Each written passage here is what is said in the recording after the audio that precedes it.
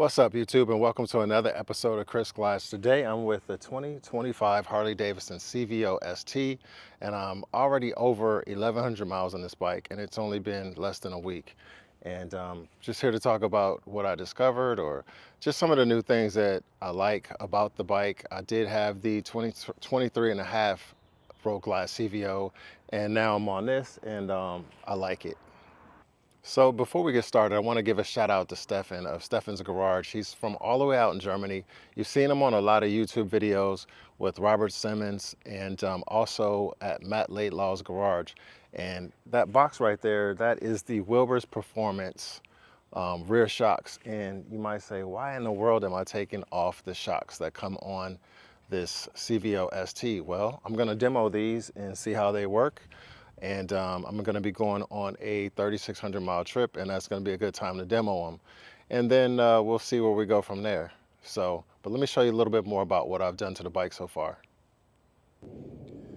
All right, so far within this short week, I've already installed some new mirrors, and those are the Harley-Davidson Empire Collection mirrors. And I didn't like the mirrors that came with it. They were just a little basic. And so I've also added the hand guards.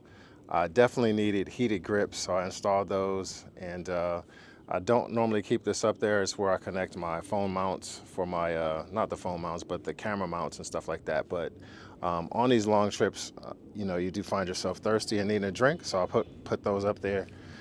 The other thing I did was I installed these saddlebag guards, and those are the flat out guards that are by Harley-Davidson to match the front there.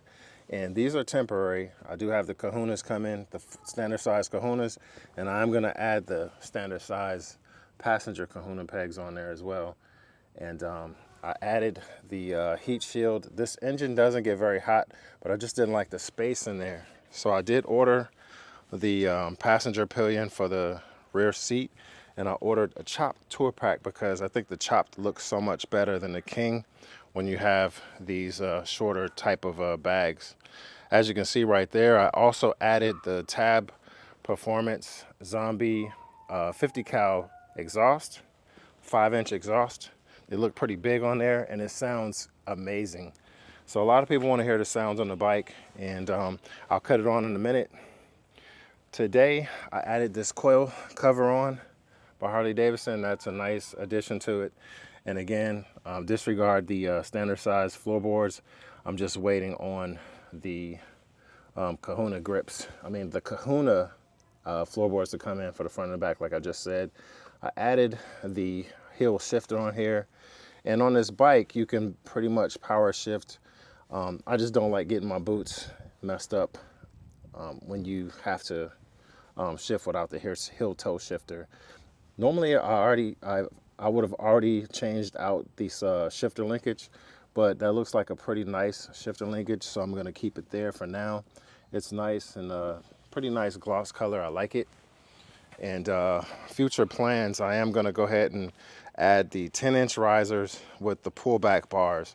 So what I noticed on this 1,100 mile journey so far is when I had the thick gloves on in this position, I kind of felt some discomfort in my hands, and my hands are always off the handlebars a lot of times. So I'm not sure if it's because it's so far forward or if it's just not up high enough or whatever.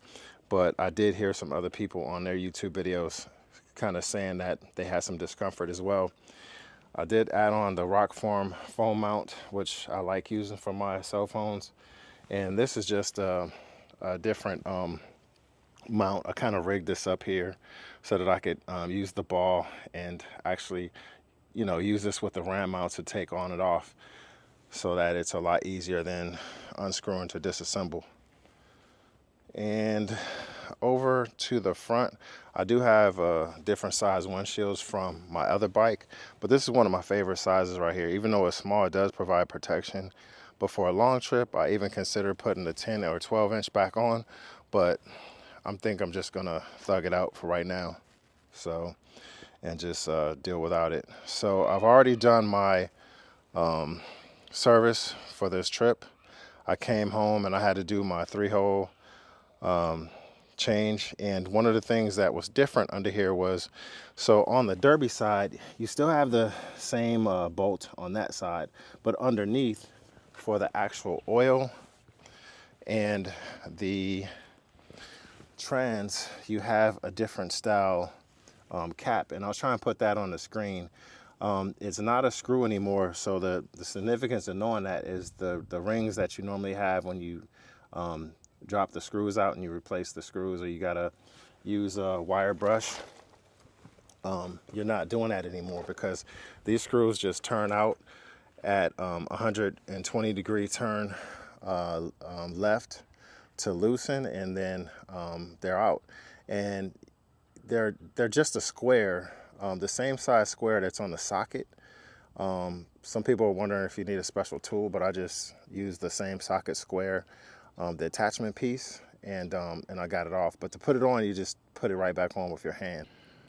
But so as far as that oil change and your 3-hole change, just look inside your owner's manual and it'll show you a diagram of, you know, it still goes by the same principle of left loose, right tight. And there's no torque spec, which is cool because you just, when you tighten it on with your hand, it just goes right on and it's closed. So I do need to know about the O-rings though, the O-ring replacement for those. So one of the things that I am going to be doing is I'm going to be putting on a Lepera seat on the back. And I like the Lepera seat. I like this seat too, but I am going to still have the passenger pillion. And I'm going to rock with this seat sometimes, but I am going to put a Lepera seat on here when I'm riding like 2 up. And when I'm solo, I'll just ride like this. And I'll also most likely not have the tour pack on when I'm just riding solo. So I like the looks of these reservoirs, and I do want to leave them on, but unfortunately they got to go for right now. And I will be installing these today, and these are the Wilbers Performance, and they're just very nice. So I'm gonna ride these for this long trip that I'm taking in the morning, and I'm gonna see how that goes. So I am going to be putting on, while these are gone for temporarily until I get the brackets and the actual luggage rack, I have the mounting basket that I'm going to put on there, and then I'll just strap my luggage onto that part. And so that'll work for this trip. And like I said, I want to get the 10-inch risers, some pullback bars, and I have the seat going to be coming from Lepera. And Tiffany Renee had a video with her radiator cover color matched, and I think that will look pretty nice on this bike. So I am going to copy that idea and go ahead and get the color matched radiator cover. And I do think I might add some fog lights like to this bar right here. I'm not sure, because these lights provide way more than enough light, so it's pretty sufficient, but I'll think about that some more. Some of the other things that I want to do is Tiffany Renee also on her bike, and a few other bikes that I saw, they had since you can't put the actual highway pegs there, they have the Zero highway pegs that come off right about here. I have short legs, so I can rock with that and get that done. I want to also get some more lighting in the back, so I'm going to get the Custom Dynamics saddleback lights, the little thin strip lights, and also when I add the tour pack, I want to put another light bar back there. I already have the luggage rack in black to go on the back, and that has the light in it. And the luggage rack is mainly for when I'm traveling, and it's the Airstream rack with the light, and so that's what I'm going to do. I'm not going to smoke out the lights this time. I'm going to leave them red, and yeah, enough said about that. Finally, like some of the other bikes that I've seen, like on Official Mac, and my buddy Chris upstate in, I think he's in New York or New Jersey, I'm not sure which one. I know it's a big difference, guys, but on his white CVO, he had a lot of different, not a lot of different, but he had pinstriping done. And I think with this bike, some black pinstriping to highlight some of the contours of this bike will really set it off. I think that'd be a good idea. And so that's what I want to do.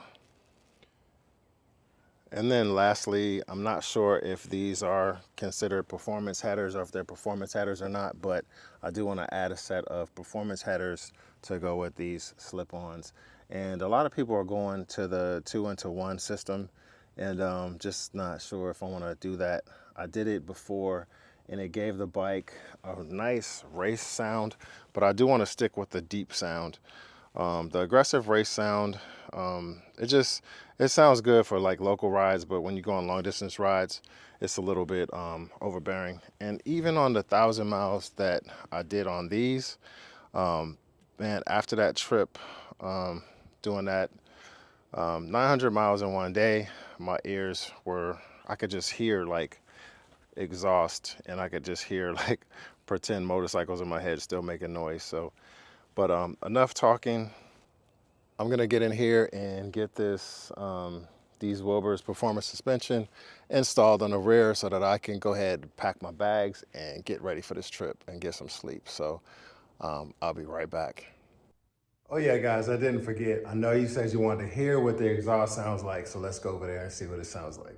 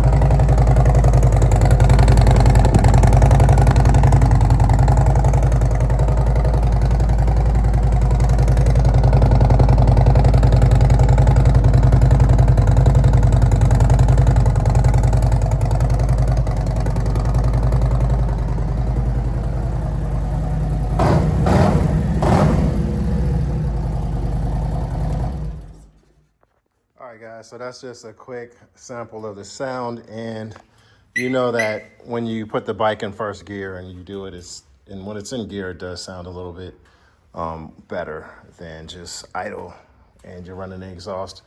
If I had more time, I would put the tripod up and then take it through the court right here and turn it on. Maybe when I get the suspension done, maybe I'll have time still, but I need to basically get packed and ready to go. So, but anyway, I'll be right back. All right, so when I did this install, you have to remove the saddlebags and your shocks will be exposed back there.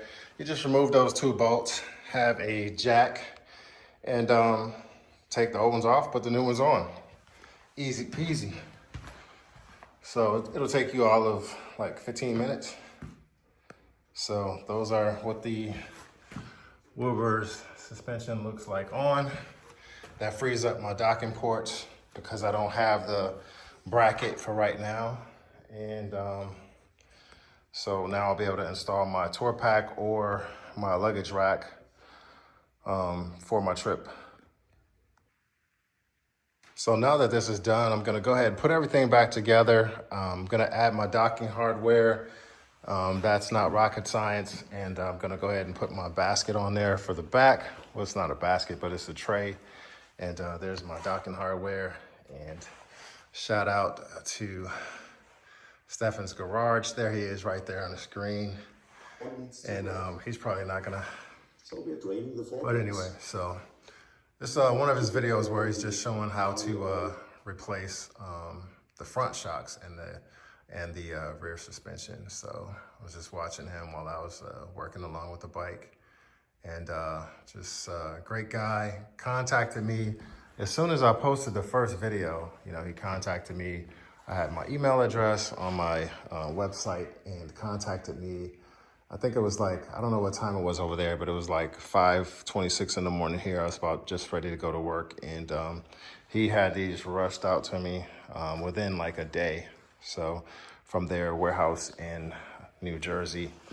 And like I mentioned before, these are the Wilbers Performance Suspension. And it's gonna be great. I can already know. From watching the other guys' videos, I already know, so I can't wait. There's some more on the screen there. Wilbers Novamat, and can't wait to see how they work. So once again, that's his channel right there. And you can reach out to him and let him know that you saw this video and what he thinks about some of the suspensions that he's rode here in the US. He's here a lot, and he rides a lot of motorcycles, and just kind of get his take on everything. You can follow him or watch some of his videos and see some of the other YouTubers' videos. So at the 1157 mile mark.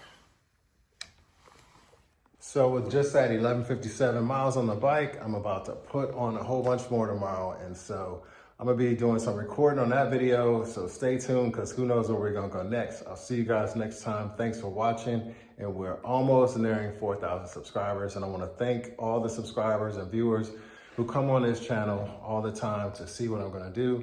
And as always, like I said, stay tuned, because I got more stuff coming for you.